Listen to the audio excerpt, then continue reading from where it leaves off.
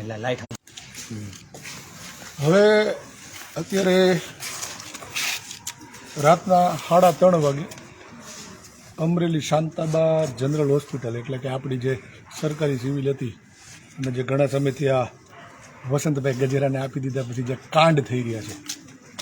હમણાં થોડા સમય પહેલાં જ અમારા સાથી મિત્ર ભરતભાઈ ને હાર્દિકભાઈની લોકોએ એક મેટરમાં એ આવ્યા હતા કે ડૉક્ટરોએ ઓપરેશન વખતે પેટમાં કોટન રાખી દીધું હતું અને અત્યારે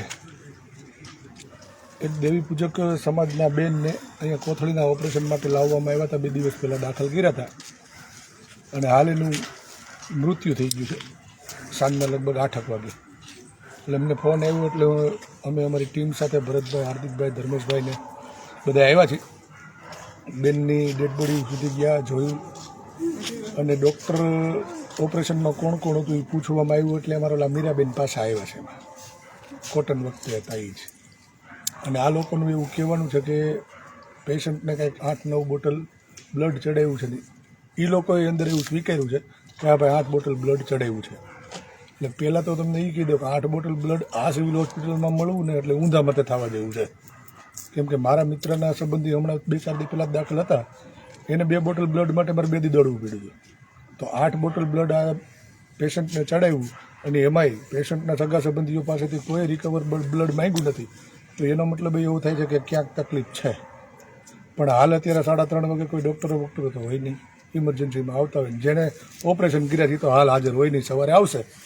એટલે સવારે જોઈએ આપણે કે હકીકતમાં બનાવ શું છે અને કઈ રીતે આ બેનનું મૃત્યુ થયું છે.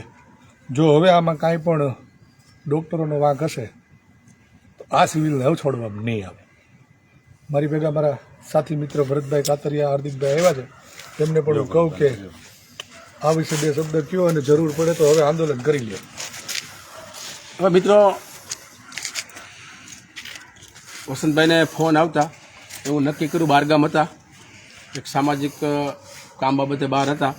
તાત્કાલિક ફોન આવતા અત્યારે અમરેલી સિવિલ હોસ્પિટલમાં દેવી પૂજક સમાજ છે, ભાઈ વિડીયો ફેરો એટલે ખ્યાલ આવે, મોટાભાગે એમના પરિવાર છે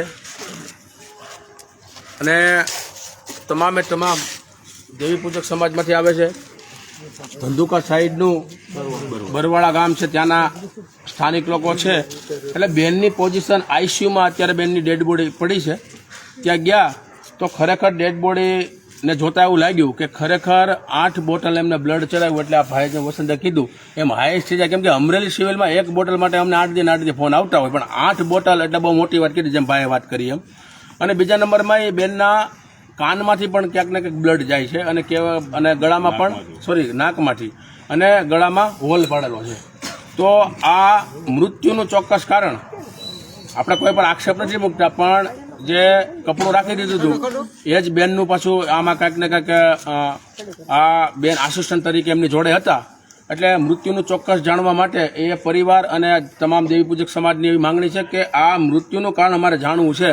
એટલે હાલ પૂરતી જેનો સ્ટાફ હતો અમારી હારે આવ્યો હતો અને લાસ્ટને અત્યારે ક્યાં નજીકમાં એના જે કાંઈ ફ્રીજ છે જે ડેથને રાખતા હોય છે ડેડ બોડીને કોલ્ડ સ્ટોરેજમાં, એટલે કોલ્ડ સ્ટોરેજમાં અત્યારે હાલ પૂરતી ડેડ બોડી રાખી અને સવારે નક્કી કરશે કે ભાઈ અમારે આનું પીએમ કરી અને આનું ચોક્કસ મૃત્યુનું કારણ શું છે એ જાણવું છે. જો મૃત્યુનું ચોક્કસ કારણ કુદરતી રીતે અને નોર્મલ રીતે તો અમને વાંધો નથી, પણ જો ક્યાંક ને ક્યાંક પાછું કાચું કપાણું હશે તો આ સિવિલને અમારે ફરીવાર બાનમાં ન લેવી પડે.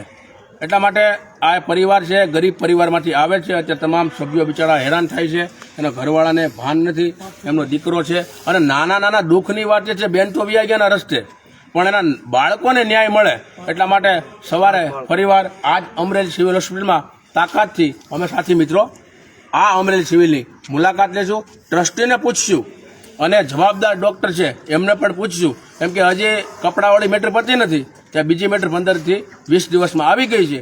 જોઈએ હવે આગળ પીએમ થયા પછી આ બેનને કઈ રીતે ન્યાય અપાવો એ આગળની કાર્યવાહી અમારી ટીમ દ્વારા હું એમાં ભરત કાતરિયા, મારા સાથી મિત્ર વસંત ચાવડા, હાર્દિકભાઈ સોલંકી, અમારા વિનોદ મામા, ધર્મેશ સોલંકી, ભરતભાઈ, આ તમામ લોકો ફરીવાર અમે આવતીકાલે સિવિલ હોસ્પિટલની મુલાકાત કરશું અને આ જે મૃત્યુ થયું છે બેનનું એ બાબતે આ સંસ્થાને અને ખાસ કરીને ડૉક્ટરની મુલાકાત આવતીકાલ સવારે કરશું ભાઈ.